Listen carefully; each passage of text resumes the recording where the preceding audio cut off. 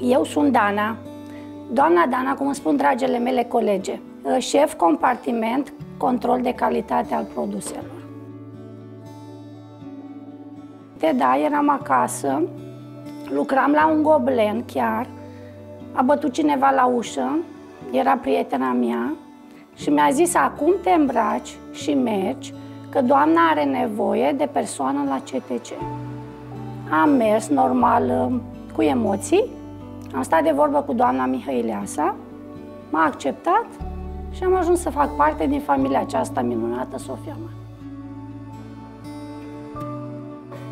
Un colectiv cu foarte mult bun simț, să știți, cum rar îl mai întâlnești eu în alte părți. Pijama de calitate, în primul și în primul rând, materialul trebuie să fie de calitate. Utilajele cu care se execută acea pijama să fie de calitate.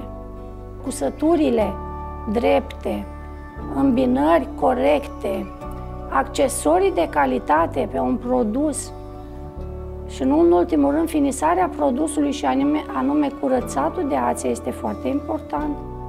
Călcarea produselor este foarte important și ambalarea produsului dă un aspect comercial foarte bun.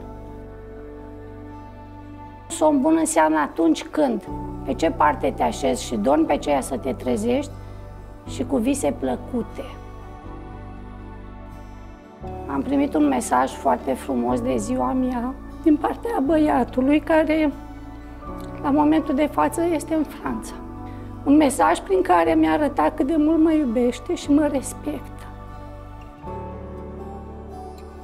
În general, pentru toate pun suflet și toate îmi plac.